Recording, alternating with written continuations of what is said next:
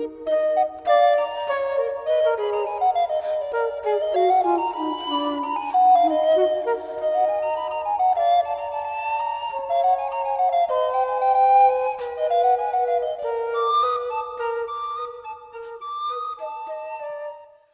más cordial bienvenida a esta conferencia acostumbrada de los días miércoles. En la mañana de hoy, pues, nos honra su presencia el profesor David Paravicini con su conferencia Vigencia de Petrocaribe, luego de 16 años de su fundación.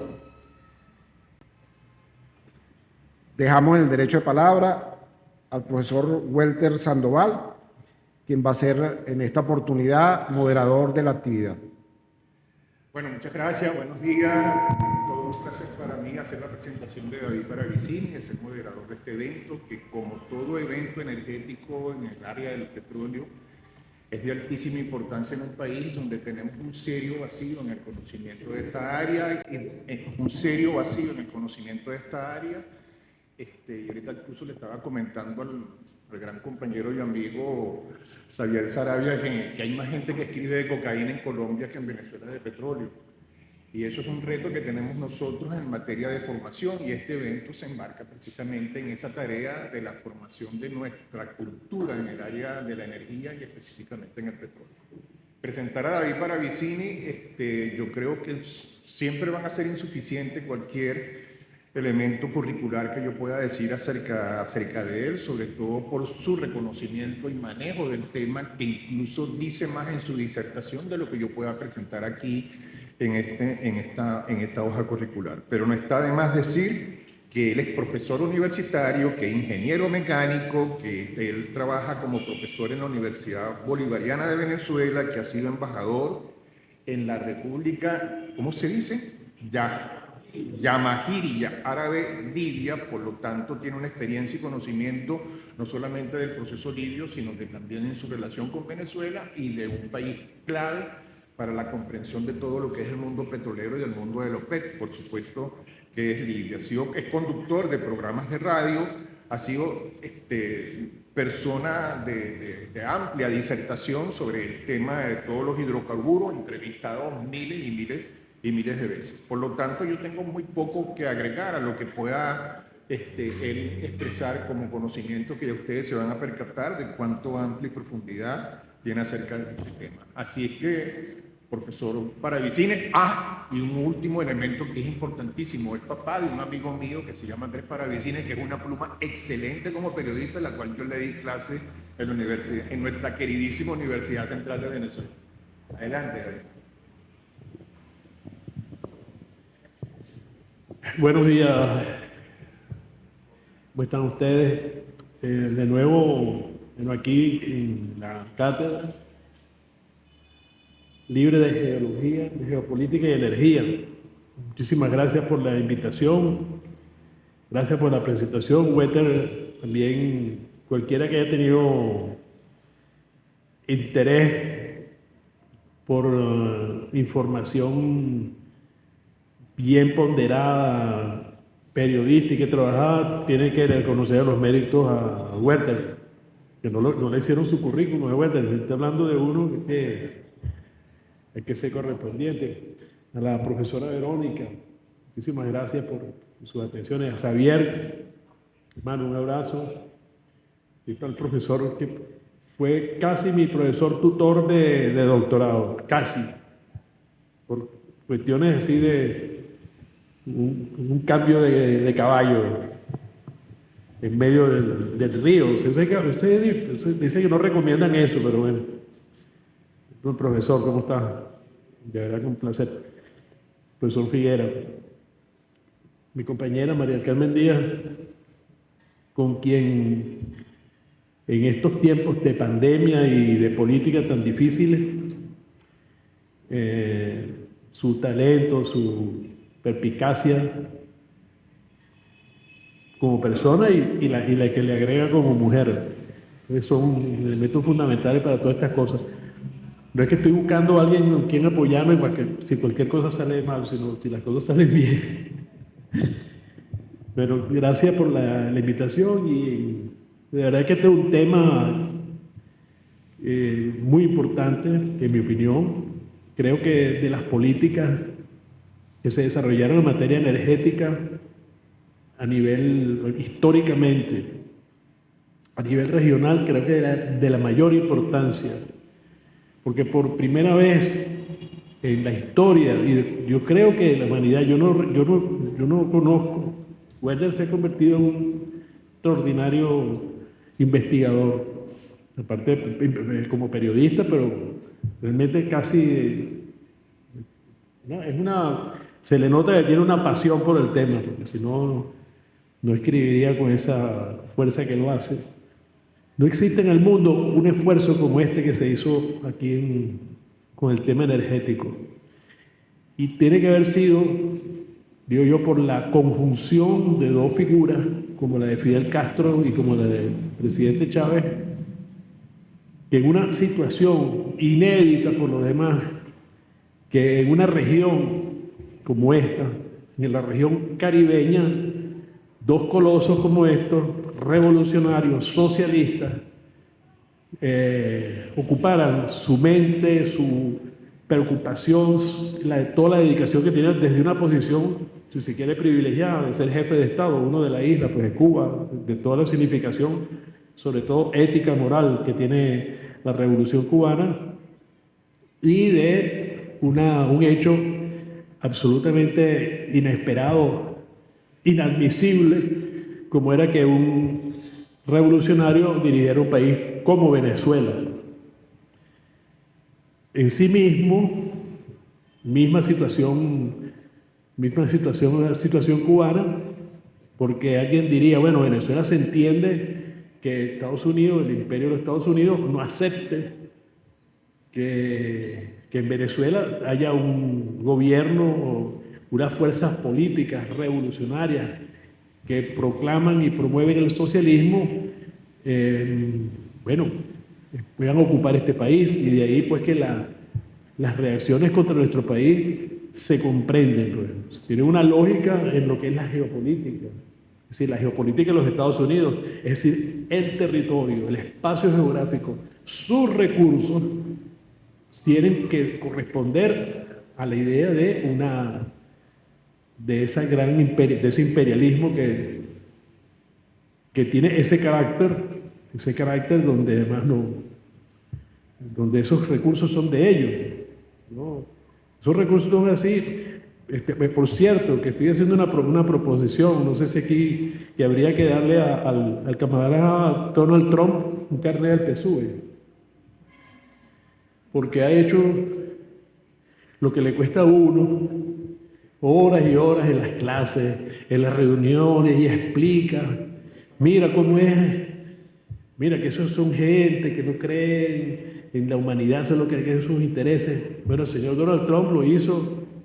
Pero los que son profesores aquí saben de lo que estoy hablando, pero uno tiene alumnos y estudiantes inclusive inteligentes, entonces cree que es una exageración, eso es un extremismo. Profesor, usted lo que hace es que le está buscando la quinta pata al gato todo el tiempo, ¿verdad? El camarada Donald Trump me ha explicado con toda claridad qué es lo que buscan ellos, no solamente de Venezuela, sino del mundo. Pero les decía sobre el tema venezolano, que es como una lógica, pero ¿y Cuba? ¿Pero cómo, por qué ese encono, esa posición con respecto a Cuba intolerante, intolerable? Y es porque es el sentimiento imperialista.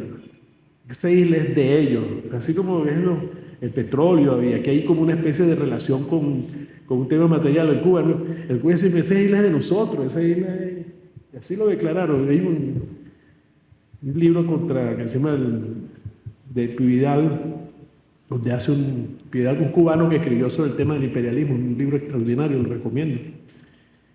No recuerdo el nombre de pila de Vidal. Ramón Pi, el pensamiento imperialista de Vidal. Y entonces ahí él explica que Francisco, ¿no? Y entonces él explica allí y recopila, donde dice, es que no puede ser que estén esas islas de nosotros, no podemos tolerar. Pero el hecho es que Venezuela, entonces a partir de ahí, a partir de ese evento, de alguien que se atreviera a decir estos recursos son de Venezuela, vamos a ejercer la soberanía sobre los recursos, ya de ahí tenían razón, porque al unirse esas dos fuerzas, esos dos talentos, esos dos poderes mentales, políticos, como del Fidel Castro y del presidente Hugo Chávez, eso se vuelca hacia el Caribe, porque somos caribeños. Pon la primera lámina, por favor. El Caribe. No sé si se ve bien de ahí. Bueno, sería bueno sí que, es decir, si enfocan un poquito a decirlo, eso es impresionante. ¿Sabes cuántos países hay ahí? Ahí hay 23 países que tienen límite con lo que se llama el Gran Caribe, porque ese es otro tema, es la definición, qué es lo que es el Caribe y qué no es. 23 países, bueno. Entonces, dos pensamientos dedicados a decir cómo esa zona donde esos 23 países, más de la mitad, por no decir más de las 3/4 partes de ellos, están dentro de las categorías de países pobres.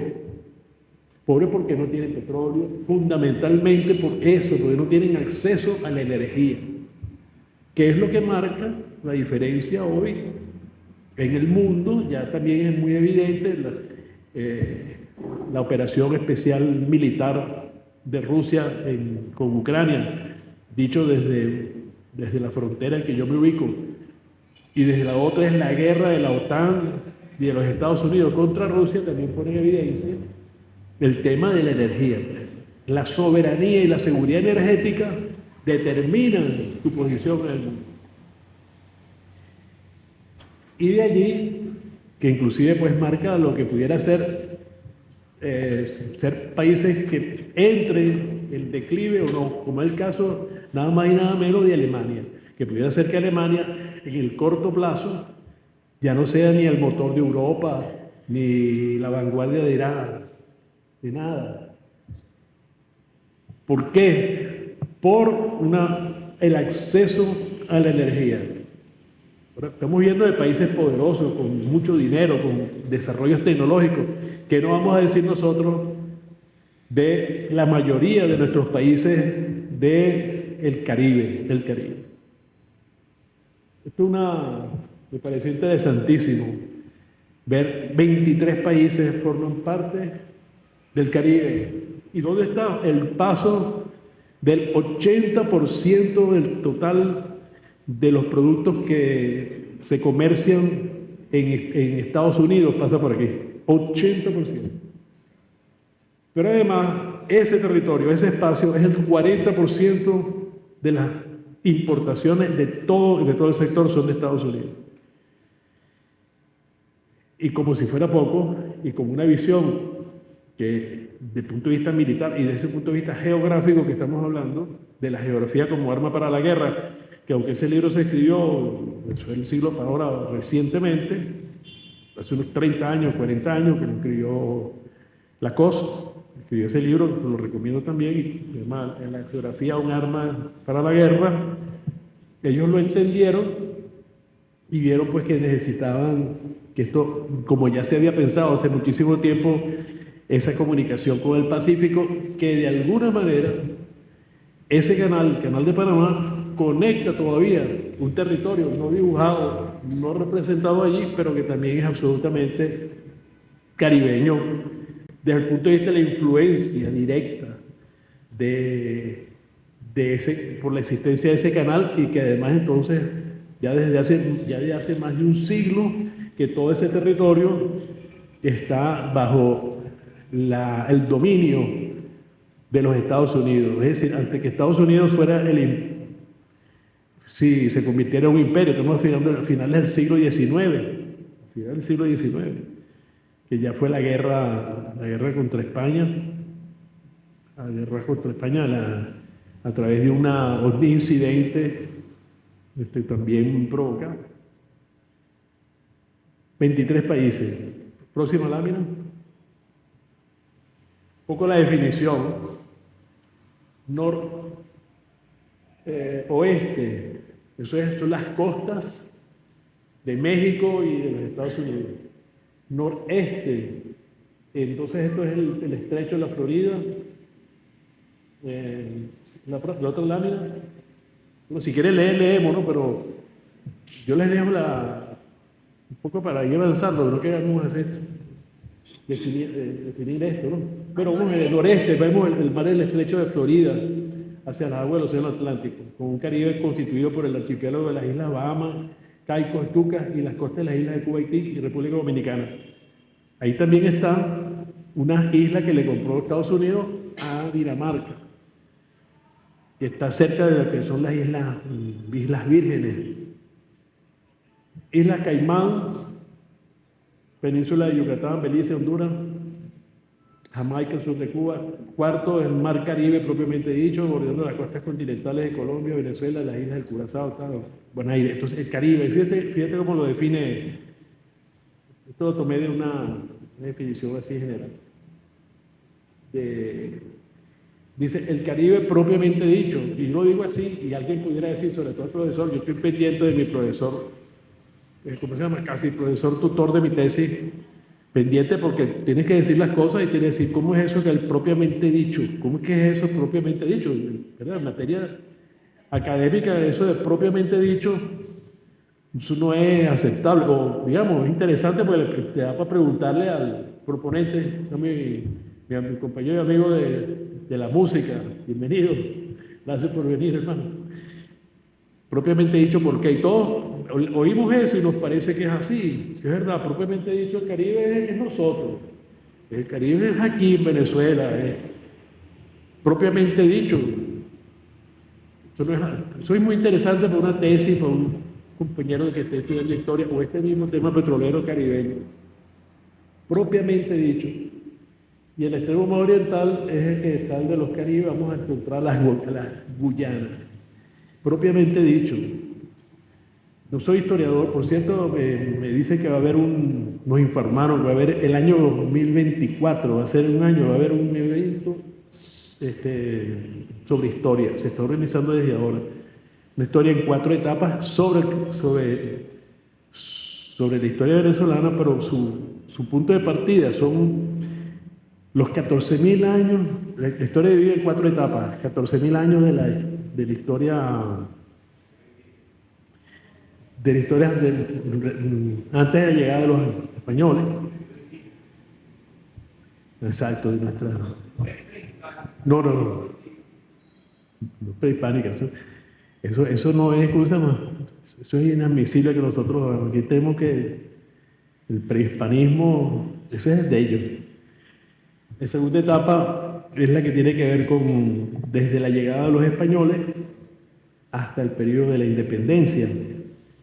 Otro de la independencia hasta la Cuarta República. Bien interesante, pero en una conferencia que tuvimos con el profesor, con Héctor Rodríguez, el gobernador, él planteaba el tema del Caribe, decía, ¿por qué se llama Mar Caribe? Y yo después haciendo reflexión, ¿por qué no se llama Mar Carlos V o Juana la Loca? ¿Por qué no pudieron, en medio de la locura con nuestro territorio, con nuestra gente, con el crimen, con el genocidio, y no pudieron quitarle el nombre, tuvieron que reconocer el nombre? Eso tiene que ver en la historia, eso es una motivación. ¿Qué hay aquí o qué había allí que a pesar de ese esfuerzo imperialista de imponer totalmente su cultura como parcialmente pudieron hacerlo, no le pudieron cambiar el nombre al mar, tuvieron que dejarlo Mar Caribe? Y además nosotros somos los propiamente dichos. Esto es para la profesora, ¿por qué somos el propiamente dicho caribeño? Un tío mío se casó un polaco, vino de la guerra, se vino para Venezuela y se casó con una hermana de mi mamá, una tía. Y entonces él, cuando veía que pasaban aquí las cosas, que lo que era inaceptable para un europeo y menos para un polaco, él decía, no, esto es el Caribe es que resuelve todas estas cosas, esto es el Caribe, ¿no? Y no tengo ninguna explicación ni científica ni nada, sino el Caribe.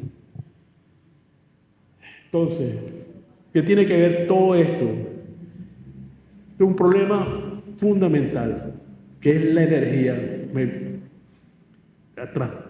Yéndonos 500 años atrás, 600 años atrás, este espacio geográfico, ese territorio que vimos ahí, que ha existido, siempre, sus redes, sus relaciones, por miles, por centenares de años, miles de años, 14.000 años, estima pues, hizo el estimado en su intervención el gobernador Rodríguez, que allí se desarrollaron unas relaciones extraordinarias que seguramente tenía que ver con ese impulso, pero ahora sí me meto yo en una área especulativa de la naturaleza humana, tal como es, donde quiera, cualquier parte del mundo, de conocer, de ir más allá, de intercambiar, el espíritu gregario, es decir, esos motores innatos de la humanidad que tiene que ver con el conocer, el saber, el de compartir la belleza por la justicia social, es decir, esos valores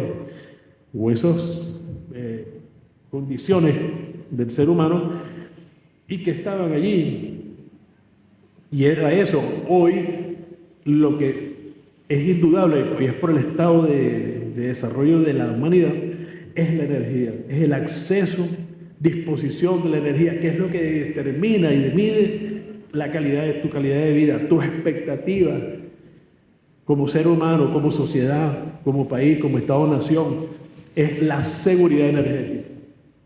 El espacio geográfico que como tal te da las 4 o las 5 dimensiones en las que vivimos, la dimensión geográfica propiamente dicha, las relaciones económicas, las relaciones sociales, las relaciones de intercambio, el tiempo, la historia, nuestro sueño, porque uno habla de la historia, pero parte de la constitución de un espacio geográfico es lo que queremos ser, los sueños, y de ahí la geopolítica. ¿Sí? Para poder llegar a ser lo que queremos, tenemos que definir qué cosas necesitamos, y están más allá de solamente lo que existe en tu espacio, en tu territorio, y vas y los buscas, y vas a buscarlos, vas a buscar. Bueno, aquí tenemos montañas y por eso producimos papas, bueno, pero ahí están produciendo pescado, ya, un intercambio, ¿no? No es que no haya pescado en los Andes, pero no hay un carite, ni un corocoro, entonces la diferencia, un pavón, pez de río, pero bueno, aquí a los que son de costa saben la diferencia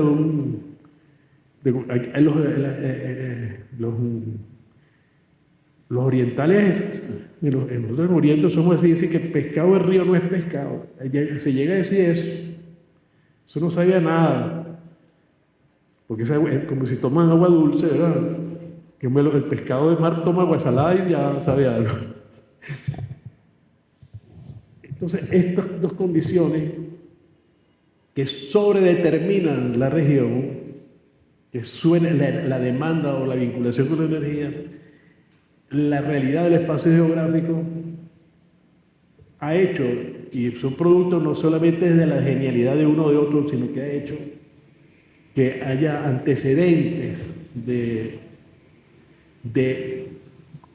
que en el medio del arreglo político mundial, con el dominio de los Estados Unidos, el imperialismo de Estados Unidos, de todas maneras haya habido antecedentes en abordar estos problemas en la región, en ese espacio geográfico. Como consecuencia de esto, pues la geopolítica toma un papel relevante a partir pues también de este evento político que es en la región, de la presencia de cada vez más pueblos que se expresan con una visión distinta a la del hegemón, a la del imperio. Es decir, que no aceptan, rechazan la imposición desde los Estados Unidos y se convierten en una posición de fuerza. Y eso lo hemos visto estos últimos 20 años. Los últimos 20 años ha pasado lo que tampoco había pasado porque era Cuba, era Fidel Castro. Uno que otro, que se convertían casi inmediatamente en mártires, como el caso de Allende, como el caso de del presidente de Granada, asesinado. Es decir, todas aquellas expresiones que se daban tempranamente eran liquidadas. Por eso de ahí la geopolítica, que yo vengo definiendo ya la geopolítica de otras maneras. Digo, la geopolítica es la conjunción de los sueños de un pueblo, o de los pueblos, de una sociedad, y de los recursos que necesita para realizar ese sueño. Ahora, si ese sueño parte desde una posición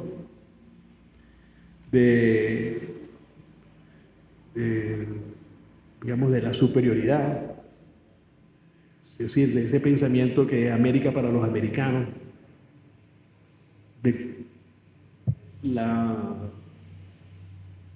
el derecho como de preeminencia que se cree en alguien por alguna razón, entonces se convierte en expresiones como las que tenemos aquí, o como ha habido las guerras mundiales, lo que vimos en Europa, las guerras mundiales europeas. Y no solamente eso, son las guerras en el mundo, están normalmente promovidas y movidas por ese tipo de concepción de la vida. Y por último, porque no podemos hablar de esto y hablar de las posibilidades de que Petrocaribe y tal, y no hablamos de cómo nosotros estamos organizados para poder asumir cualquier cosa que pensemos sobre la viabilidad o no la viabilidad de Petrocaribe. Podremos hacerlo. ¿Qué pasó con la experiencia que hicimos? Es decir, un poco la evaluación de qué pasó, porque pasamos unos años en esto.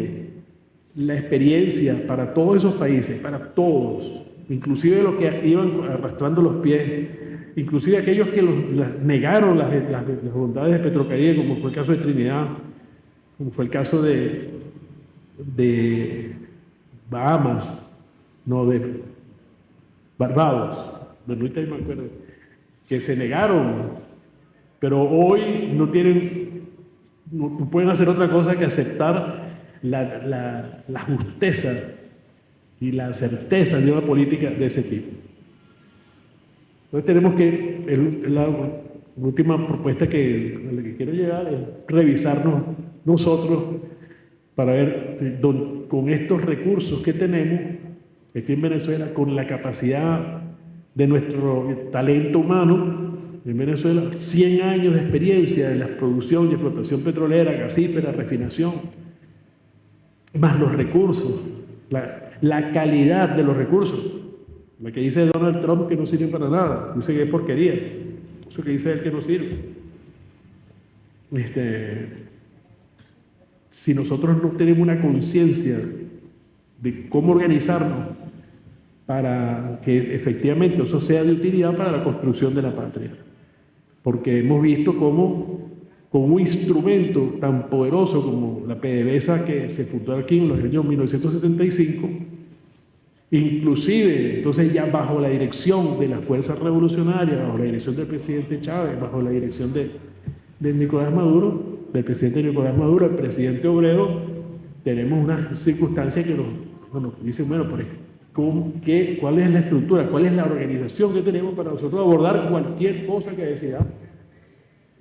Yo, por una parte, estoy tratando de dejar como que es imposible, es decir, es una torpeza, es simplemente retrasar las cosas, no tener una política hacia el Caribe, porque podemos demostrar, vamos a hacer algunas cuentas de la vida para demostrar que esa realidad se impone. Es una realidad geográfica, una realidad histórica, una realidad que demanda relaciones y no ha habido, sino por la distorsión, por la fragmentación a la que nos somete el sistema, el imperialismo que nos mantiene divididos y fragmentados. No hay más potencia y más fuerza en esa realidad, en esa condición. Próximo. Entonces, el Caribe terrestre, el sistema, claro que es extraordinario, no es excelente, pero la superficie terrestre son 5.526.000 kilómetros cuadrados. Eso es 4 veces Venezuela. 4 veces el territorio. Por 2 millones de kilómetros cuadrados no es como Brasil, que creo que tiene 7. 275 millones de habitantes. México, Colombia y Venezuela son 205 millones, de esos 275. Y el Producto Interno Bruto, 2.21 billones. Billones es de los billones nuestros, no de los billones gringos, es millones de millones.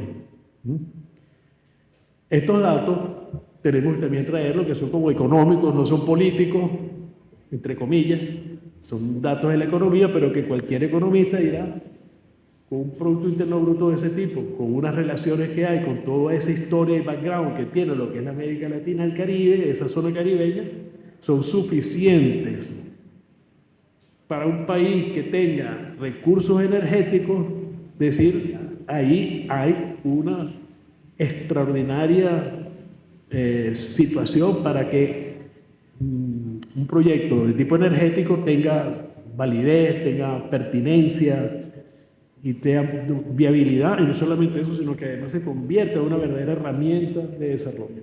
La próxima lámina. ¿Por qué? Vamos a reforzar un poquito más con datos. Los datos que están al alcance de todos. Pues estos datos, no puse la fuente, pero es el diario estadístico de la British Petroleum. La BP saca un anuario, el del año 2022, o sea que sale este año, pero sale en julio. Entonces tenemos un atraso ahí. Si hacemos esta misma conferencia dentro de un mes, traemos los datos bueno, porque esa revista es muy confiable, es la que normalmente yo uso. Pero esto es los precios del petróleo, los últimos 20 años. 35, 2000. Recuerda que Chávez llegamos cuando Chávez llega, el barril de petróleo estaba a $8, $7. Sí, ha sido esfuerzo que además dentro de los países productores y exportadores de petróleo, de la OPEP, ese esfuerzo, porque la división fundamental estaba porque la burocracia estatal saudita y la petrolera nuestra, que no había manera de contenerla, le habían declarado la guerra a la OPEP.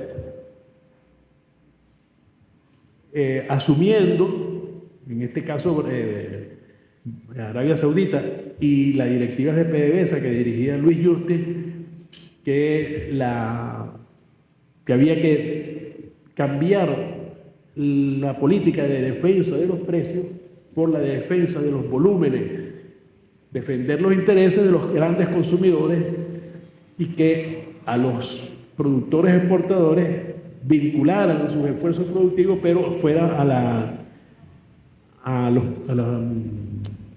las condiciones de introducir volúmenes.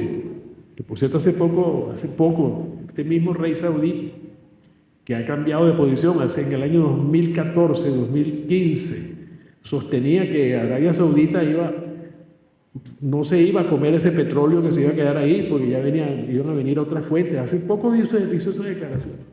Y entonces que iba a inundar al mundo de petróleo. Y no sé si recuerdan que en el año 2014, bueno, ahí lo vamos a ver, los precios del petróleo se vinieron abajo. El petróleo venezolano llegó a estar a 20 y pico de dólares. Estos son precios de petróleo asociados al petróleo de Estados Unidos, el West Texas. 2011, ¿esto qué es? Vigencia de Petrocaribe, consumo de petróleo. Espérate, pero me pasaste la lámina, échala para atrás. Año 2035, 2005, 60. Fíjense tú, de $8. Esto es mérito, se lo atribuyen a Chávez, ¿sabes? Porque Chávez fue el que le puso corazón a visitar esos países y a convencerlo, y algo tuvo que ver. $60.9, de $8 a 60.9, estamos hablando de 100.000%. 79 en 2010. En ese periodo, entre 2010, hubo hubo la burbuja financiera y los precios del petróleo cayeron. Ese año 2008, después que el precio del petróleo llegó hasta en $140, el año 2007, 2008, pero ese año 2009 cayó a $35 el barril. Entonces que no lo reflejé ahí, pero está en ese periodo entre el 2005 y 2010, solamente que la economía mundial se rehizo y se recuperaron los precios. 2015, 2019, vino la pandemia, ahí está la pandemia, 41,17, y el año 2021, 68,7. Se recuperan los precios y este año 2022 está por encima. ¿Qué sucede? 72. 2022. Hasta ayer estaba la tope en 72,93. Hoy, para el año pasado, Ayer, 62, 7 $7. ha estado oscilando estos meses. Ajá. Entonces, pero ¿qué tiene que ver esto con América Latina y el Caribe? Que no tiene petróleo. Esto fue un cambio fundamental porque el precio del petróleo, no traje la referencia, pero en el año 1970 el petróleo estaba en $1.50, $1.50, $1.80. Venezuela podía tener un poco más de petróleo, de dinero por el petróleo, porque aquí se creó una ley que se llamó del valor fiscal de exportación, que fue la manera de burlar las transnacionales, a las 7 hermanas, que imponían el precio, han cartelizado el precio, que se llama. Se pusieron de acuerdo y decían, no, este precio es tanto, y se querían, por ejemplo, cada vez que tenían una confrontación con Venezuela, bajaban el petróleo venezolano, le bajaban el precio. Esto cambió de una manera abrupta, inentendible en principio, porque sucedieron cosas que hacían sospechar, pero no había manera de demostrarlo, sino que fue posible después.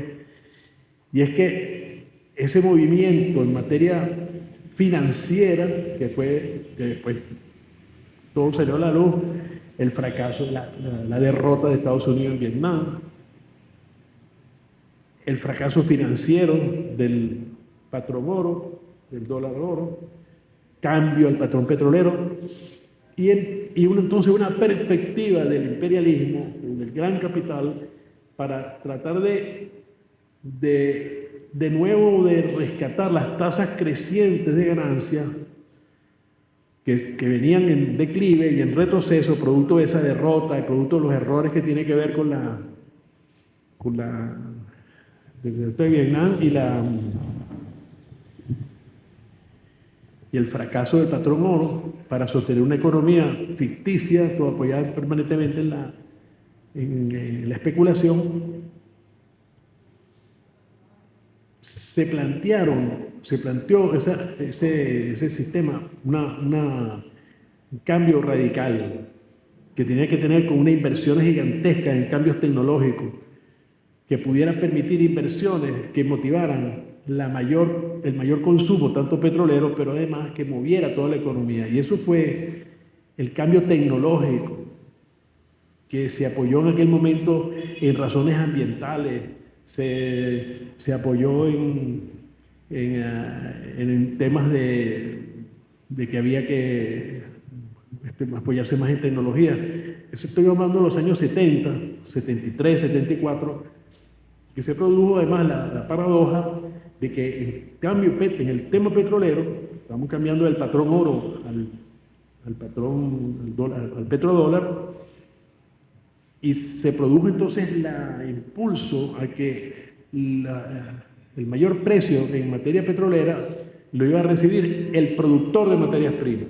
Eso en ninguna parte se da. El productor de papa, el productor primario, siempre tiene menos ingresos que el productor industrial, por la masificación, es parte de lo que es la industrialización. En el tema petrolero se dio la paradoja de que los recursos, que las mayores ganancias las tenía el productor de materias primas. Es decir, la mayor cantidad de dinero aparentemente empezó a llegarle a los países productores exportadores, que se convirtieron de la noche a la mañana. Nosotros aquí en Venezuela nos vimos que pasamos de tener presupuestos de 2.000 millones de dólares o ingresos petroleros de 2.000, 3.000 millones de dólares al año a 40.000, 50.000, menos las cantidades que llegaron. Y lo otro que era así como también que llamaba la atención era, pero ¿cómo es posible que en todo el resto de la industria, en todo el resto de la actividad económica mundial, en cualquiera que ella fuera, las actividades en el sector secundario de la economía fueron menos rentables que las actividades en el sector primario? De hecho, no hubo más inversiones en refinería. Todo lo que fue la inversión al sector refinador a partir de los años 70 se paralizó. Hasta todavía recientemente. Estoy viendo un cambio, pero también por las mismas, una situación de cambios fundamentales en la economía capitalista. Se dio esa paradoja. Y la otra, más sospechosa todavía, que fue la que nosotros denunciamos, digo nosotros, que la causa R, en medio de aquellos íbamos a unas clases que nos daba Pérez Alfonso en su casa. Pero Alfonso ya los adecos lo habían sacado del gobierno, entonces él se recluyó en su casa y daba clases ahí. Entonces ahí bueno, todo el mundo decía, Pérez Alfonso dando clases, abierto, entonces abría la puerta de su casa y el que llegaba se entraba y se sentaba ahí, había ahí su clase de petróleo. Pero nos decía Pérez Alfonso, la sospechoso que era todo aquello, Pérez Alfonso reclamaba en aquel momento una disminución de la producción. Está hablando de Venezuela porque él decía, no vamos a saber qué hacer con todo ese dinero, no hay capacidad ni gerencial, ni burocrática, ni de Estado, no hay organización para poder manejar esa cantidad de dinero. No va a haber, nos va a matar, decía él.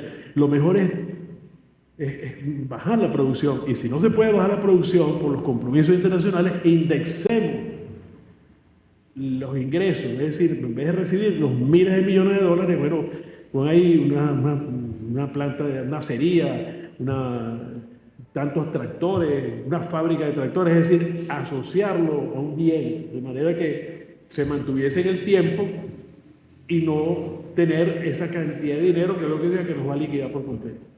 En ese momento nosotros, la causa R, con Alfredo Manero, sacamos ante ese hecho, decíamos, pero lo más sospechoso es que quien alienta, o sea, cuando hubo la fiesta que el petróleo es nuestro y ya vamos a tener una empresa venezolana, el whisky, la fiesta la pagaban las Shell, los expropiados. O sea, que está siendo expropiado, está pagando la fiesta, ya el whisky, la celebración, ya eso era sospechoso. Pero lo más todavía sospechoso era que estaban contentos y satisfechos porque las ganancias que se iban a venir ahora por el tema petrolero fundamentalmente fueran a los países dueños del petróleo. Entonces, esos dos elementos dicen que no está en la naturaleza del capital, porque no es una cosa así que una sospecha infundada o alguien que es muy, ¿cómo se llama?, muy perspicaz, anda tiempo sospechando de todo el mundo, sino que no es la naturaleza del capital. Ahora, estos eventos se dieron por esas condiciones que se están dando hoy otra vez, la misma situación, un fracaso del capitalismo tal como está estructurado, las inversiones, el capital no entró en las leyes dictadas por Carlos Marx, que las tasas de ganancias son decrecientes inevitablemente en el capital, demostrado científicamente. Y es la gran batalla, es decir, Marx está equivocado, las tasas de ganancias son crecientes. Bueno, se demuestra una y otra vez que para revertir esa situación el capitalismo tiene una opción, que es la única que le ha resultado, que son las guerras como las guerras que ha habido, la Primera Guerra, la Segunda Guerra y una guerra nuclear, que es la que tenemos enfrente, cuya motivación no es otra que la inevitabilidad de que este sistema colapse, porque no tiene opción. Sus tasas de ganancias, de capital decrecientes, que hace imposible el que se sostenga la lógica en la cual están estructuradas. Entonces, otra, ¿cómo se satisface esa demanda? Entonces, hay bueno, esto es el consumo, Centroamérica del consumo, esos son miles de barriles diarios. Como ustedes ven, no es mucho. todos los planes y todos los proyectos que ha habido anteriormente y el mismo Petrocaribe se basaba en unas cantidades absolutamente manejables para lo que hablamos que es el consumo mundial. Estamos hablando de que el consumo mundial es de 100 millones de barriles diarios, más o menos. Ha disminuido por el efecto de la pandemia, bajó a 95, bajó a 90 millones, a 80 y tantos millones y medio de la pandemia, ha subido un poco más. Estados Unidos solo consume 22 millones de barriles diarios. Y este consumo que está allí, de Centroamérica y el Caribe, petrolero, neto, son cantidades absolutamente manejables. Es decir, que desde un punto de vista energético, inclusive con una proyección de crecimiento económico, industrial, que suponga que hay un aumento de la demanda energética, inclusive pues son cantidades que desde el punto de vista del consumo per cápita o de cualquier otra variable son absolutamente manejables para un mundo que tiene países como el caso de Estados Unidos, que teniendo el 5% de la población consume prácticamente el 20 o 25% de la energía total. De manera que cuando hablemos de la racionalización, de la racionalidad sobre el tema energético, de la huella ambiental, del uso de los combustibles fósiles y de su efecto sobre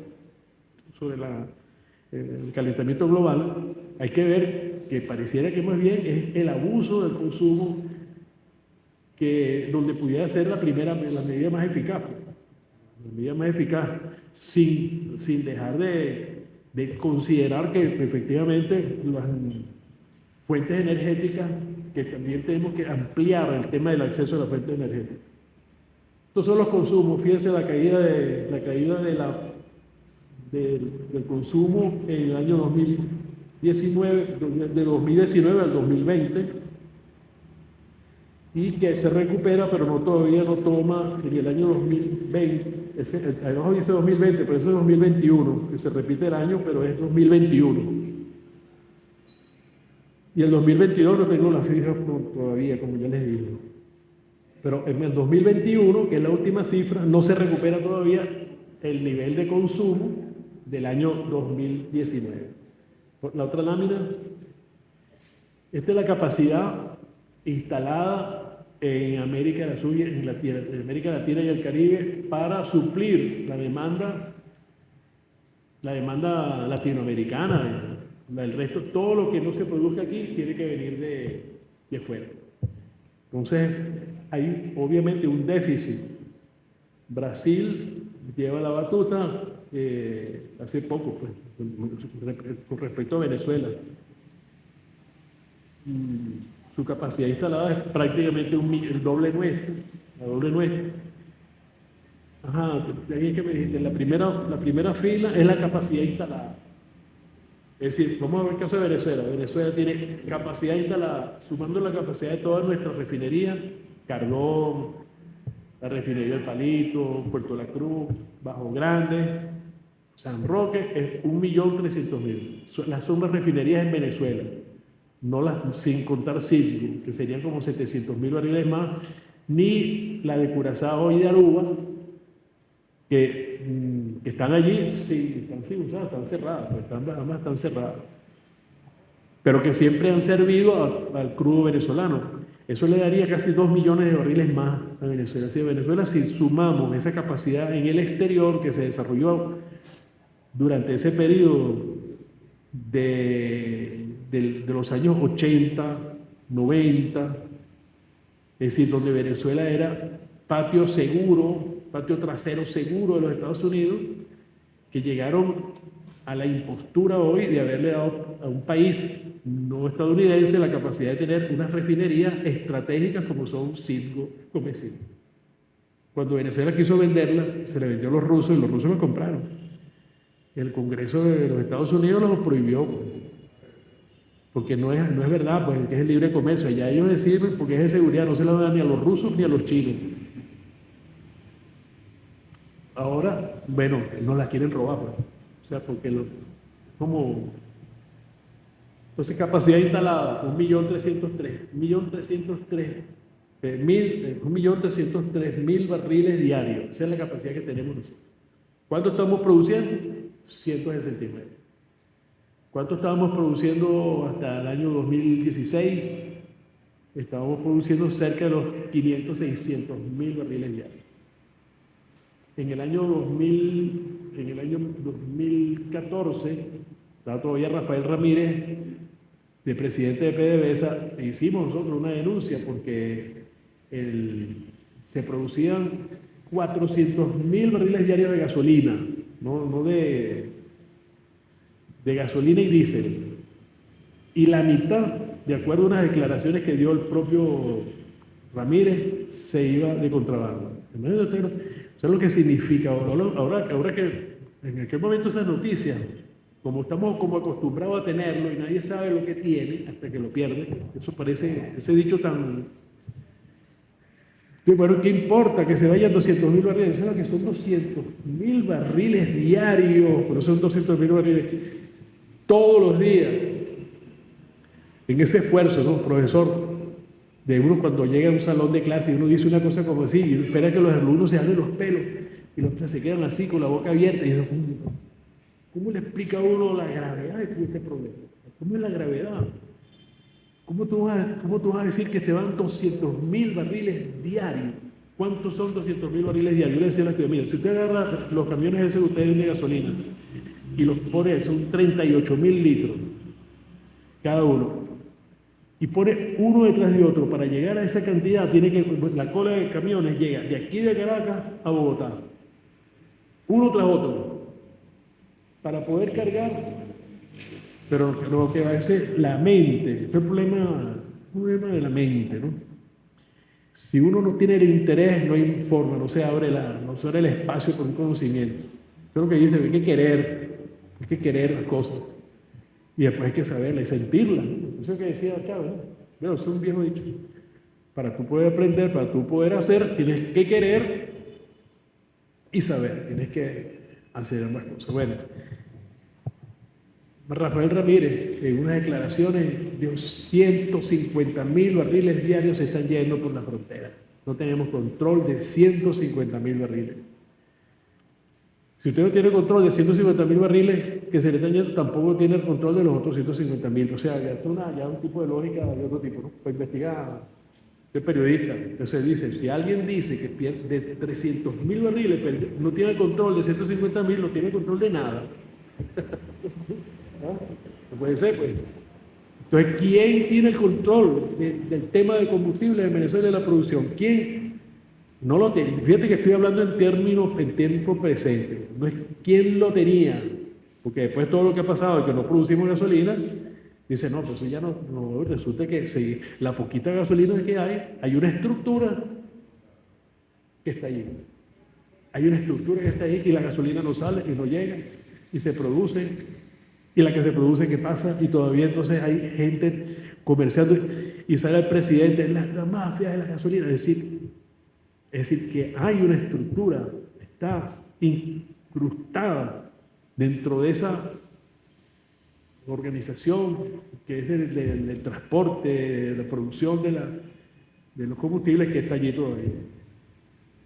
Venezuela, pero lo que quiere decir esta gráfica, vamos a pasar rápido, ya vamos con una periodista amiga de él, que lo tomé como ejemplo, pase la próxima la mía. Mariana Párraga, amiga colega experta petrolera también. Hace unos años, pero ya en ese año, 2013, ella decía que el Caribe y Latinoamérica del Caribe se están quedando. No hay gasolina, tienen que traerla de Estados Unidos, las importaciones han aumentado, 100% aumentaron ese año. 100%, de 600.000 barriles a casi 1 millón y pico, 1.200.000. Es decir, una zona económica en movimiento, en actividad, y que la capacidad de refinación es represada. ¿Cómo hacer que no va a haber refinería? Si está el petróleo, tenemos las refinerías. Parte de ese petróleo salía de contrabando aquí, se iba para Puerto Rico, y de Puerto Rico lo vendían como si fuera de la Exxon o de otra empresa. Parte de ese consumo, en vez de tenerlo Venezuela, lo estaba teniendo o Venezuela, o la capacidad, o la capacidad instalada de refinación que tuvieran. Adelante, la otra. La otra. Bueno, está la cifra, sigue adelante. Bueno, el análisis histórico. Ya hablamos de esto. Vamos a pasar a la otra fase, paso a la otra. Esto es un dato que cada vez que uno lo lee, no sé, eso como digo, resulta que el exterminio de los indígenas nuestros, de nuestros originarios, y la presión que hizo el padre de las casas, de acuerdo a esta, llevó al tema de traer los negros, de esclavos. Este investigador, que yo lo conseguí ahora, no lo conocía, pero hizo una investigación y que dice que ese periodo de los años 1600, 1700, trajeron 10 millones de negros, 10 millones de esclavos, 10 millones.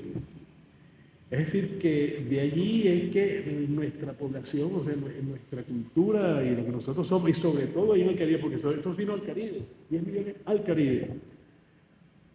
O sea, no es que se distribuyeron así proporcionalmente en todo el territorio de América del Sur, en el Caribe. Es decir, esto nos da una característica fundamental en todas estas batallas que se están dando y que se vienen dando y las que recogieron de nuevo nuestros dos colosos, Chávez y Fidel. Adelante, la otra. La frontera. Entonces, otra vez, ¿qué es lo que muestra todo esto que venimos hablando? De que el Caribe ha sido en su historia un sitio de la presencia de la fuerza a partir de la colonización, a partir de la invasión de esta gente. Además se convirtió en el sitio de choque de los intereses geopolíticos, los portugueses, los españoles, los ingleses.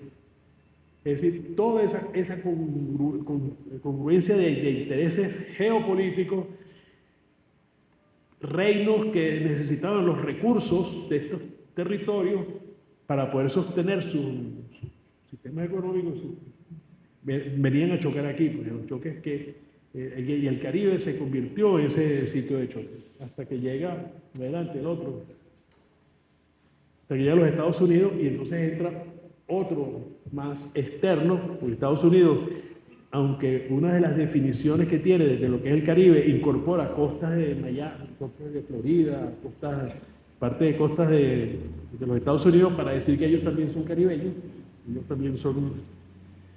Aunque cuando hablamos de, ¿cómo fue que le dije? El caribeño propiamente dicho, nadie piensa en un gringo, nadie. Alguien piensa en alguien de Río Caribe, nadie piensa en alguien que es allá de Houston. Entonces se desarrolla, por el tema del poder, toda una acciones que se concretan en el control y el dominio total del territorio. De ese gran territorio, Estados Unidos se empezó a asociar. Pero además, no solamente en tiempo presente, sino además en el futuro, con teoría. Aquí están profesores de historia, los excepcionalismos de Jefferson, la América para los americanos, de Monroe, John Quincy, Alfred Mahan, militar, o sea, ya con pensamiento ya tanto geográfico como militar. De ahí se fundamentó las teorías de la ocupación de Panamá, el canal de Panamá, es decir, toda una visión ya de ocupación territorial que les diera a ese espacio que vimos, que lo vimos nosotros y que a cualquiera le parece, oye, pero somos, qué buenos, qué grandes somos, y a lo otro se lo dice, hay que tener un control total y absoluto de ese territorio y de esa región. ¿Qué es lo que hay? Estados Unidos se niega a permitir que ahí entre otra persona, otro poder, otros intereses. La otra. Bueno, esto es parte de lo mismo, la geopolítica de los Estados Unidos, su visión, con su visión de ellos mismos, que es lo que vimos en el Destino Manifiesto, todas estas cosas que caracterizan a las políticas que hay en ese país, donde además estos recursos y estos territorios les pertenecen. Una idea que se le asocia al fascismo, se asocia a las ideas del espacio vital que se desarrollaron, pues le sirvieron de fundamento a Hitler para el desarrollo de una guerra global y porque definió que Europa era su espacio vital. Era Francia, Polonia, Checoslovaquia, es su espacio vital y tiene que estar bajo el control de esta gente. La otra página. Esto fue porque lo escribió un periodista, este fue un periodista de esos intelectuales, John Sullivan, él fue el que escribió lo del destino manifiesto. Dice: el cumplimiento de nuestro destino manifiesto es extendernos por todo el continente que nos ha sido asignado por la providencia para el desarrollo del gran experimento de libertad y autogobierno. Es un derecho como el que tiene un árbol de obtener del aire de la tierra necesario para el desarrollo pleno de sus capacidades y el crecimiento que tiene como destino. Esto es ese periodista, Sullivan. Por supuesto que se convirtió en un instrumento de propaganda, la otra. Entonces, ya el Caribe tiene sus propias estructuras. Después de los años 60, se produce, durante los años 60, empezó a haber todos estos países que empezaron a obtener su libertad, no todos, pero y empiezan a conformarse estructuras y organización con una visión del mapa tal como la hemos visto aquí. Una visión dice, bueno, ¿cuántos países de los que estamos aquí venimos de ser colonia británica? Y se empezaron a formar organizaciones. Esa es una de ellas, el CARICOM, que es muy interesante. 15 naciones del Caribe y que se estructuran y conforman una unidad política muy influenciada, por supuesto, por las tesis liberales o las tesis económicas de sus países de origen, pero también con una historia imborrable de la esclavitud a la que fueron sometidos, la dominación. Eso está allí, ¿verdad? Es un libro que está es un registro que no necesita que lo escribe. Eso es la tradición oral de cosas como esas que son más poderosas que cualquier libro que te puede escribir. Porque el libro tiene que llegarle al libro, a alguien que lo escriba, pero la tradición oral, con esa fuerza, con esa potencia, eso pasa siglos, miles de años adelante. CARICOM se funda el 4 de julio. Venezuela forma parte del CARICOM, no como miembro, sino como miembro asociado, junto con Aruba, Colombia, Curazao, México, Puerto Rico. Somos países, formamos parte del CARICOM, pero no de derecho pleno, sino asociado. Sí, el otro. Entonces, viene el aumento de los precios del petróleo. Este espíritu que le estoy hablando, caribeño, este espíritu caribeño del cual nosotros formamos parte, del cual no escapan ni Adeco ni Copellano, por más Adeco y Copellanos que sean, uno puede sospechar que no puede hacerlo así, pero es una presión muy grande. Y cuando vienen los precios del petróleo del 1974, que los precios se disparan y pasan de $1.50 a $8, hoy parece que es nada, ¿no? Pero es que es 8 veces el precio. Esa cantidad de países, esos 23 países en las 3/4 partes no tienen cómo pagarlo. Y Carlos Andrés Pérez asume una cosa que llamamos el Acuerdo de Puerto Ordaz, que era darle acceso a estos países a ciertas condiciones para que accedieran al petróleo, por ejemplo. Esto es un primer dato, esto es una primera aproximación. Pasa la otra lámina, pero más adelante se organiza mucho mejor y en una cosa que se llamó el Acuerdo de San José, Programa de Cooperación Energética, que se funda en julio de 79, ya no era Carlos Andrés Pérez el presidente, sino Luis Herrera, y junto con México se hace un plan para suministrarle petróleo a los países centroamericanos y caribeños, en unas condiciones que se parecen bastante, pues sobre todo darle facilidades de pago, condiciones para que la deuda la convirtieran en inversión en industria. De hecho, de ahí se favorecieron en ese periodo de casi 15 años que llegó el acuerdo de San José. Hubo empresas que hicieron inversiones importantes en Nicaragua, en Guatemala, aprovechando estos recursos que fueron designados por el acuerdo de San José. Se firmó el 3 de agosto de 1980 y el tema era que se contribuía al financiamiento oficial correspondiente desde su surgimiento. Los precios eran los precios del mercado y los descuentos se producían de acuerdo a unas tablas de precios, ¿no? Unos descuentos, no era descuento, eran las tasas de interés y los porcentajes al financiamiento. No había descuento de nada en este caso. La otra lámina.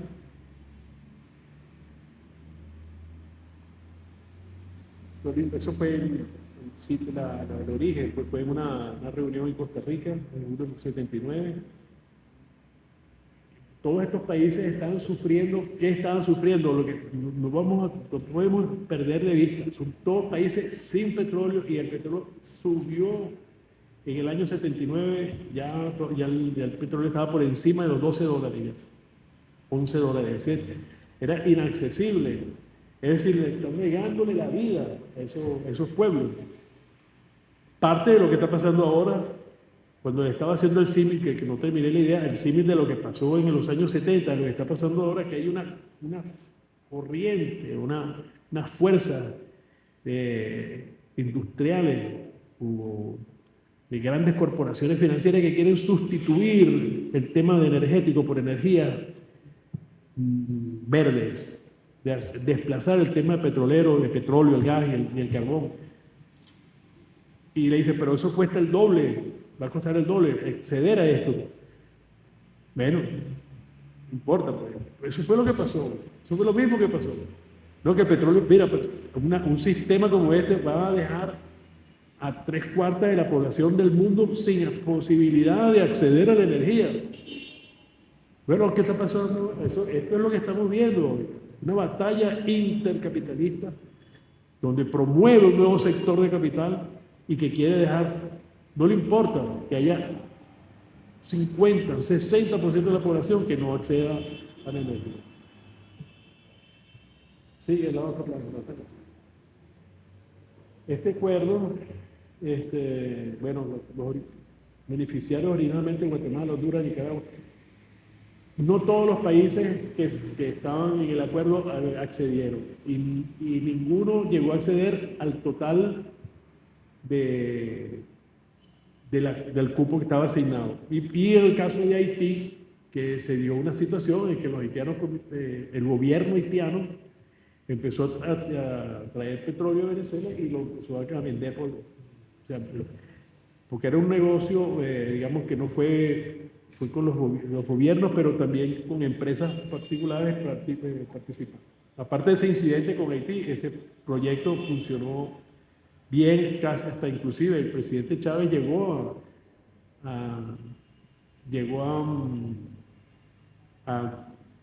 llegó el momento de la ruptura, porque el acuerdo de San José era México y Venezuela. O sea, eran dos países que asumieron este compromiso del suministro de petróleo a los países centroamericanos. Cuando llega Chávez, plantea en el acuerdo de San José que Cuba tiene que ser beneficiaria también. Y entonces México no acepta. El presidente era el que Chávez llamaba el cachorro de los Estados Unidos, era Fox, el presidente. La otra. Grosso modo, son 160.000 barriles por día para ser suministrados por partes iguales de México y Venezuela y se distribuía de acuerdo pues, a las capacidades que tuvieran en cada país. Las dificultades normalmente en todos esos países y siguen siendo las mismas tantos años después, que no tiene capacidad de almacenamiento, no tiene capacidad de distribución, de procesamiento, es decir, mismas dificultades. Sigue la otra. Hay un dato importante que los acuerdos eran bilaterales, o sea, no tenían las relaciones políticas resolvían las diferencias de dificultades de pago, atrasos, se resolvían de una manera, digamos, amigable, si se pudiera decir, de alguna manera. Adelante. Entonces viene ese fracaso o ese rompimiento, o sea, en el año 2000, ya el presidente Chávez, que empieza a pelear por precios altos de petróleo, empieza a prever qué es lo que va a pasar con los países que no tienen petróleo. Es decir, cuando llega Chávez y en el año 99 el precio del barril en $8, se pone como meta llevar ese precio del barril a $20. Esa era la meta. Pero ¿qué pasaba con los países que no tienen petróleo? Bueno, iba a quedar de nuevo en la ruina.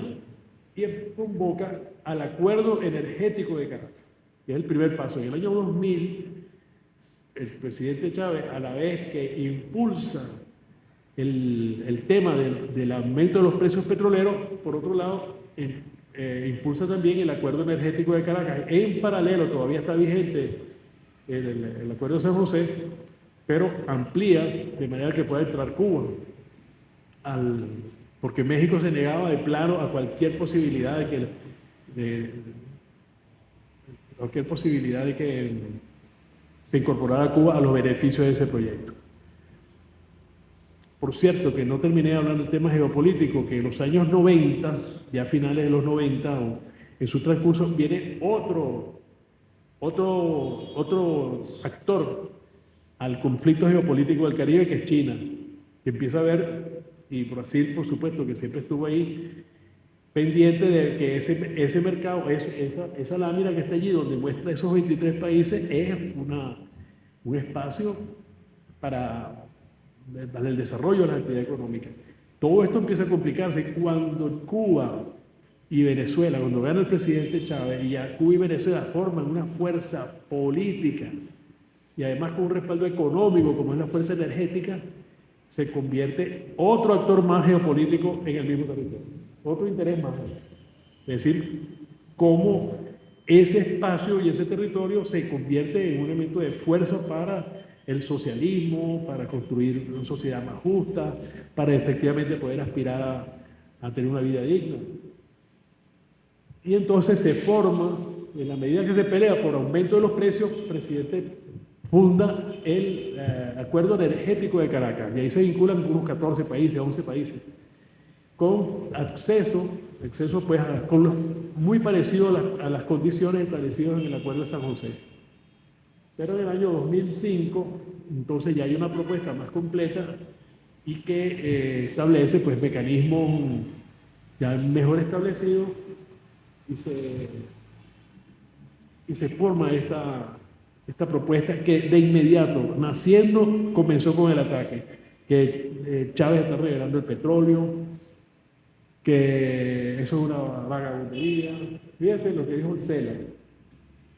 Organización, dice que el Petrocaribe es una organización intergubernamental de carácter subregional cuyo propósito es coordinar las políticas públicas en materia de energía de los países miembros para garantizar suministro de petróleo a precios razonables. Eso es mentira. Está bien que le pase a una persona que no está interesada, pero no es aceptable de un periodista. Un periodista tiene que leerse el documento. El documento no dice nada de precios razonables. Se vende al precio del mercado. Dice el documento. ¿Qué es la diferencia que hace Petrocaribe? El acuerdo de Petrocaribe le da acceso al crédito, a las formas de pago. Porque en esa visión que tuvo el presidente Chávez, es decir, cuando este mercado petrolero asuma su verdadero peso, los precios se van a disparar, y efectivamente se dispararon. ¿Llegaron a qué? A $140, $8, 10 años más tarde a $140 el barril. en la tabla, yo no sé si puse la tabla ahí, pero en la tabla que establecía le hablaba a otros países que si los precios subían demasiado, entonces iban a tener además plazos muertos, plazos para que se suspendía, de manera de que la deuda o el costo energético, que es la vida, porque estamos hablando de que no estamos hablando de una opción que tú tienes si vas a tomar café o no vas a tomar café. Bueno, tú somos adictos al café y a mí me quitan el café y ¿cómo te quitan la energía? No es que te estoy pidiendo un cafecito, profesora, no. Hay algunos que se están durmiendo, a lo mejor te necesitan un café. Le pido excusa por si estoy muy... No tiene la... Pero el tema es que no es que Venezuela, o en el acuerdo se le subsidia, porque hay otro que dice que se le subsidia. No están subsidiando nada, a menos que llamemos el acceso al crédito un subsidio, pudiera ser. Es decir, yo me gradué de ingeniero en el año 72, 73. Mi compañero en ese momento también se graduó, recién graduados los dos. ¿Dónde podíamos vivir? Pero por ese exceso que empezó a haber de recursos, empezó un boom de construcción y empezaron a haber y pudimos entonces reunir, pidiendo prestado 20.000 bolívares para una cuota inicial en un apartamento en San Luis, allá en el Cafetal, y quedamos pagando 514,35. Todavía me acuerdo porque nos costaba poder pagarlo, pues, por 20 años. Eso era un subsidio.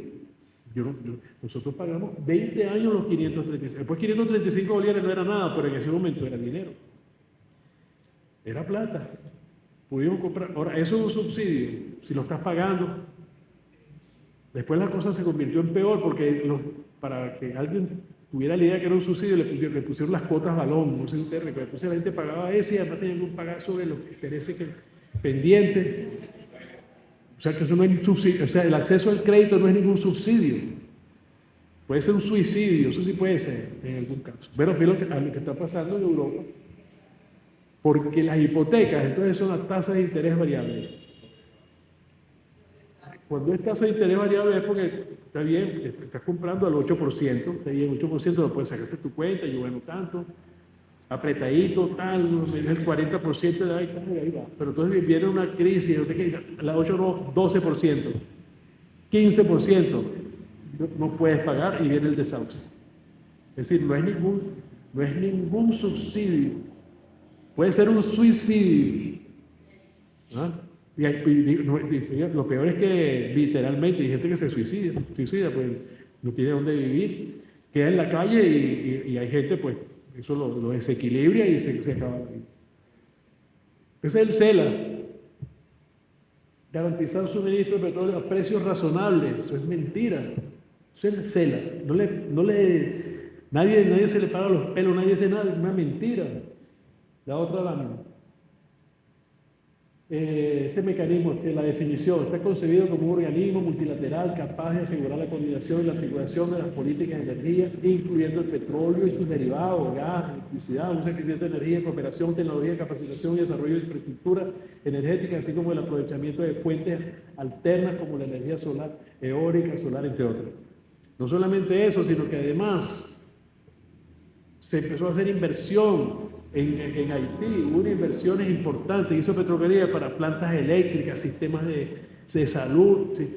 Es decir, el efecto de una política como esta, que tiene que ver con lo territorial, que tiene que ver con la historia, que tiene que ver con la geografía y su visión en el tiempo y su dimensión temporal, es una acción que, bueno, decir, no, pero es que Venezuela pierde, no es negocio para Venezuela. Entonces ahí empieza el tema de lo que es un negocio. Le preguntaban a alguien, ¿es un negocio que tú educas a tu hijo? Y yo no sé, no sabe porque si el hijo después se le va. O cuando ya la experiencia que hay, que el muchacho cumple tanto y agarra calle y después no. Oye, y pasa, ¿no? Uno ve a gente, uno va a los hospitales y ve que gente que los hijos no lo atienden. Y entonces, o sea, alguien pudiera decir, tener un hijo no es un buen negocio. Negocio no parece, ¿verdad? Pareciera que no es un buen negocio. Porque el hijo es un acto irracional, un acto de amor. Y cuando usted tiene un hijo, entonces usted lo ama a su hijo, aunque sepa que a alguna determinada edad se va a ir. Es decir, el tema del negocio, cuando prevalece el tema del negocio, no nos olvidemos esta palabra, porque cuando el sistema te dice que si no es negocio, eso no sirve, eso no vale, y no hay ninguna otra consideración, como está pasando con algunos camaradas que están haciendo unos juicios muy severos a lo que está haciendo el presidente Maduro, porque algunas cosas las que está haciendo no son negocio, no está dando el beneficio. Entonces hay una parte de la comprensión de la vida que además es muy parcial, muy compleja para hablar de manera, para no hablar ya de posiciones fascistas o fascistoides o cualquier otro tipo de cosas, sino de una actitud sobre la vida misma, ¿no? Entonces, esto significó para buena parte de estos países de la América del Caribe una verdadera bendición, se diría, ¿no? Una verdadera cosa inesperada. Y por eso es que hay chavismo. En ese Caribe hay chavismo. Lo vimos hace poco en un evento que se convocó en Venezuela con motivo de los 10 años del fallecimiento del presidente Chávez, ¿no? Hubo un evento ahí en el Teresa Carreño y vinieron algunos presidentes todavía o dirigentes de esos países, hay gente que lloraron, ¿no? Hombres, mujeres, recordando a Chávez, las palabras no solamente del Caribe, sino del mundo. Porque se abrió una puerta. Alguien que decía, bueno, pero entonces había alguien que decía, pero Venezuela no está cobrando, Venezuela no está recibiendo los dólares que debería recibir, y es posible que sí, y hay que hacer una revisión, porque las situaciones es que dan para que no haya que alguien sea que pierda, que nadie pierda, no tiene por qué ser así, pero tenemos un problema que quien te administra, porque ¿cómo controla tú el que te administra? Y donde quiera que haya algún tipo de transacción, está buscando un negocio. Se está buscando un negocio porque es verdad que el negocio es, si no hay ganancia, no hay negocio. Si el negocio no sirve, te tienes que cambiar, ¿verdad? Si el hijo no es negocio, no tiene sirve. Si uno piensa que si el hijo es un negocio, además la gente piensa al revés. El hijo lo que hace es quitarte tiempo y tienes que no sé qué, y llevarlo para acá y para allá. Si alguien saca la cuenta así, mira, no estoy inventando, aquí todos tienen cara de padre,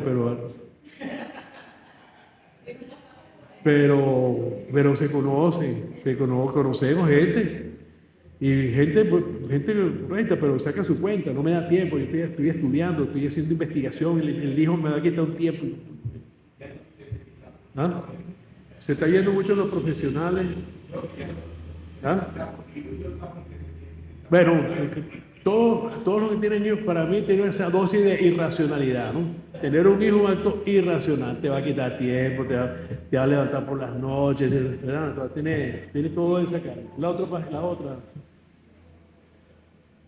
Entonces, fue firmado el 7 de septiembre aquí en Puerto La Cruz, Cuba, República Dominicana, Antigua y Barbuda, las Bahamas, Belice, Dominicana. ¿Quiénes no entraron? Barbados y Trinidad. Trinidad, ¿por qué no entra? Porque Trinidad tiene productor de petróleo, pero como un productor de petróleo, como por carambola. Porque realmente lo que tiene Trinidad es gas. Pero entonces que usted sintetiza y usted puede. Entonces, Trinidad tiene un mercado petrolero muy reducido en el mercado caribeño, y la entrada de Petrocaribe no es que le quitara el mercado porque no pudiera llevar sus productos, pero sí no podía venderlo en las condiciones, porque quien lo vendía no era una empresa trinitaria, lo vendía BP, que es la dueña la que hacía la producción, British Petroleum. British Petroleum, además, que desde el punto de vista geopolítico, tenía ya la guerra estaba declarada contra Fidel, por supuesto, y por ahora también contra Chávez, de impedir que esto se introdujera, porque en la geopolítica entró, aparte de los chinos que ya estaban, entró Cuba, Venezuela como otro factor más. Y aquí en Venezuela empezó el ataque, pues brutal contra los acuerdos Venezuela-Cuba, y todavía, pues hoy se mantiene. Todavía está la señora María Corina Machado empeñada, pues, en destruir todo esto que se ha logrado, todo esto que se ha construido. Nicaragua y Haití se incorporaron más tarde. Total creo que son 18 países.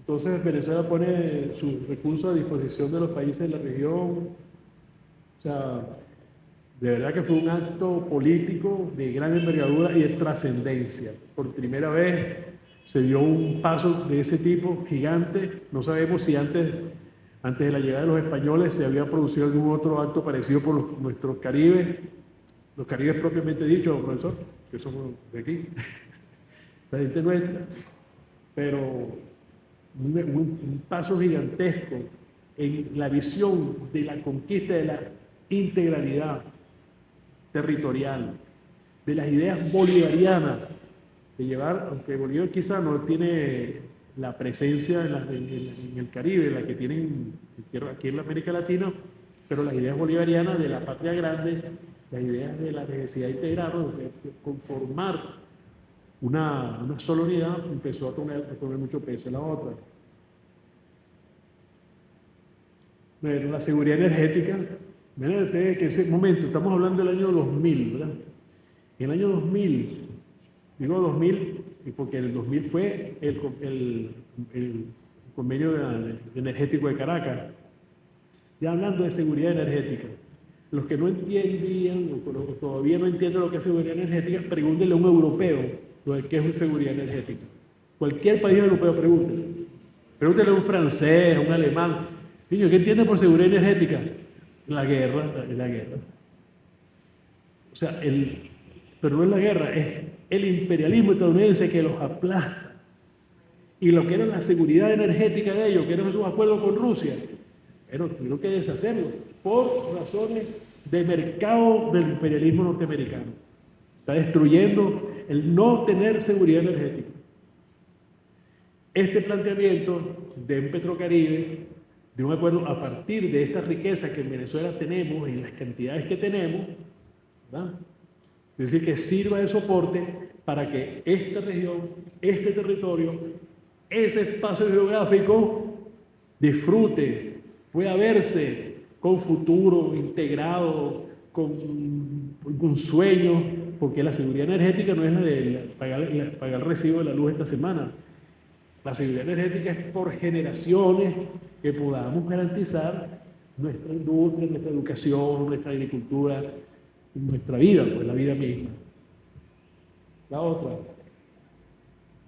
Entonces, bueno, yo llego aquí con la emoción que me da que, aunque eso los historiadores, las ciencias de historia condenan al que diga esto, pero es un mandato que lo da la región, que lo da la espiritualidad, que lo da la vida que tenemos, sobre todo a nosotros los caribeños propiamente dichos, ¿verdad? Nosotros esto es un llamado fundamental. En estos países caribeños, la lucha contra la esclavitud. Hay textos interesantes. Un presidente de Trinidad escribió un libro sobre el tema de la esclavitud, sobre todo hablando de Trinidad, muy interesante el libro. El bolivarianismo, que no es porque uno sea un fanático, pero yo creo que no ha habido Miranda y Bolívar en una continuidad, un pensamiento sobre el territorio, sobre toda esta patria grande que se extiende y llega, entonces ocupa no solamente el territorio nuestro americano, sino también el caribeño, centroamericano. Bueno, y el tema de la energía, yo creo energía. El tema de la energía, que es un tema que tenemos que seguir discutiendo porque estamos siendo señalados nosotros y nosotras los países, las personas que son los responsables del tema del cambio climático, que es una amenaza real.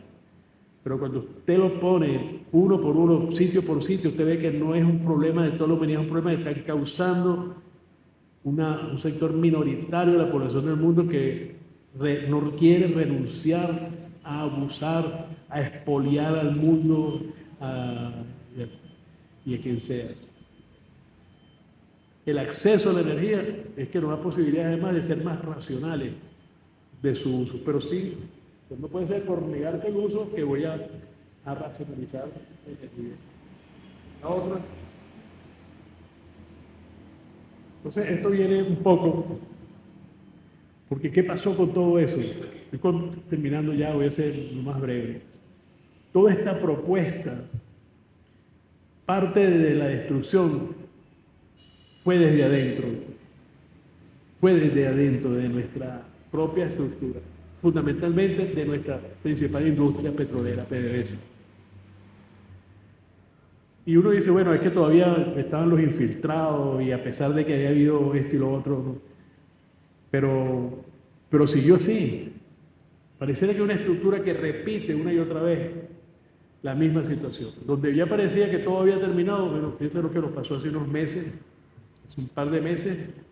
Entonces Tarek El Aissami, nada más y nada menos que una figura del primer círculo, de las personas del primer círculo, con sus personas más cercanas involucrados en una acción tan bochornosa, tan vergonzosa. Es como la traición, pues una cosa que produce. Y es una situación miserable, ¿no? Entonces, hay propuestas que vienen del propio presidente Chávez en su principio, que habló de unos consejos socialistas de trabajadores y que Maduro convirtió en los consejos productivos de trabajadores y trabajadoras, que la idea fundamental, y los consejos comunales y las comunas productivas. Es decir, no podemos ser libres, no podemos avanzar, para avanzar de manera adecuada con nuestros propios recursos si no nos organizamos de tal manera que las fuerzas productivas sean un vector político en la nación, en el Estado. La clase obrera no lo es. La clase obrera sigue siendo un contrato colectivo. Los consejos comunales de las comunas han avanzado, pero su incidencia real en el tema productivo, que algún día signifique, yo no sé si el valor, utilizar el Producto Interno Bruto como medida es lo justo, porque sería poner una medida de una economía que es un disparate, pues también las economías cómo se miden estos valores, pero que pudiera decirse que la actividad productiva de los consejos comunales y las comunas productivas incide en un valor de producción. Y para esto no es esperar que ver qué hace, no, vamos a ver qué hacen las comunas. Es un proyecto nacional para poder cambiar del destino a esta estructura colonial que todavía traemos. Una estructura productiva colonial, sus estructuras, hasta la estructura de la administración de la justicia, de organizarnos sobre el territorio, que Chávez lo decía, nosotros no tenemos una organización sobre el territorio, tenemos una división política territorial. Por definición, la Constitución no habla de que estamos organizados sobre el territorio. La Constitución, el artículo 16, dice que estamos divididos en el territorio. La división política territorial es esta. Entonces la propuesta de ir a formar estructuras y organizaciones donde con el avance de la Constitución, de la democracia participativa y protagónica, sustituir la democracia representativa, incorporar a la población al hecho productivo, pero tiene que darle poder, porque no solamente es ver qué haces tú o que hagas una fila ahí porque voy a dar unos créditos a fondo perdido, no importa si produjiste, si no produjiste, pero ¿verdad? Lo que hay que atender es lo central, la estructura organizativa, la organización sobre el territorio y el tema de producción. Entonces, esas propuestas han avanzado.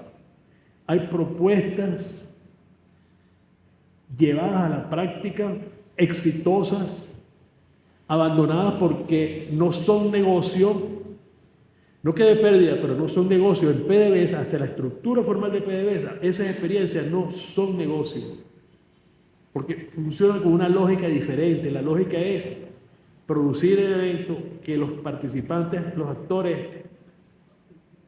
voy a decirlo en términos, se remuneren adecuadamente, satisfactoriamente, pero no entra el ingrediente del negocio, es decir, una unidad dentro del proceso productivo que su función no tiene ni siquiera que ver con la producción, sino tiene que ver con que el negocio se dé. No importa que no se construya la refinería, no se construya la planta que se había planificado de criogénico ayer al Zulia, porque el negocio se dio, se contrató la ingeniería, se gastaron $1.000 millones en un proyecto para aumentar la capacidad de uso de refinado y se gastaron, pero no arrancó. Sí, entonces es la estructura colonial que tenemos.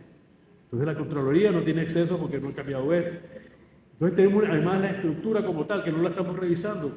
¿Por qué no podemos controlar? ¿Por qué nosotros no puede haber un cuerpo supervisor que verifique esto? Ahora, ¿cómo nosotros podemos, para aterrizar y terminar, cómo podemos nosotros pensar que todo esto que hemos visto de la inevitabilidad de que nosotros actuemos en el Caribe, con una estructura como Petrocaribe, si tenemos una estructura que si no ve negocio en lo que se está haciendo, no lo va a hacer? Entonces tenemos que ser más determinados, más precisos en cuanto de qué pasos tenemos que dar para ver si Petrocaribe tiene sentido, si no tiene sentido, si nosotros mismos no estamos organizados para poder hacerlo.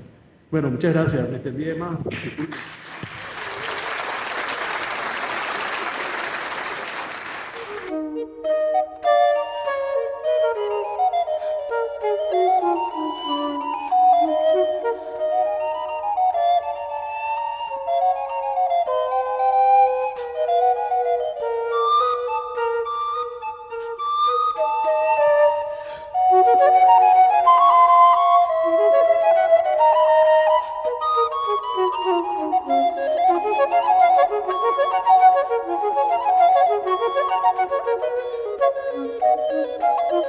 Thank you.